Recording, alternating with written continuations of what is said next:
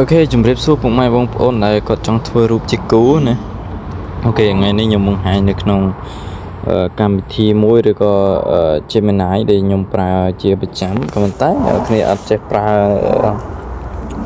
ឲ្យវាដាក់រូបដូចយើងអត់សង្សារអីចឹងណាយើងចង់ដាក់រូបមានសង្សារចឹងអូខេនេះគឺជា from ខ្លីទេហើយខ្ញុំ copy from ហ្នឹងខ្ញុំយកផាសអូខេឥឡូវខ្ញុំបូករូបវីដេអូមួយទៀតហើយខ្ញុំចាប់ដាក់ add ហើយនឹងផាស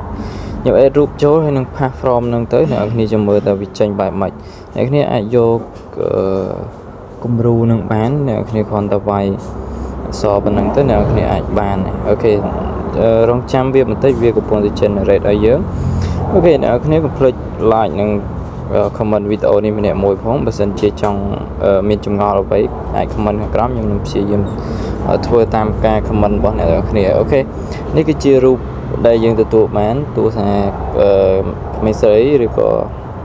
សង្សារបើជើងនឹងគាត់មិនមកក៏វានៅក្នុងហ្នឹងដែរអូខេអញ្ចឹងរបៀបធ្វើគឺយើងធ្វើបែបហ្នឹងអូខេអ្នកនរគ្នាវីដេអូហ្នឹងក៏មានតែប៉ុណ្្នឹងដែរបាទអរគុណច្រើនបាយបាយ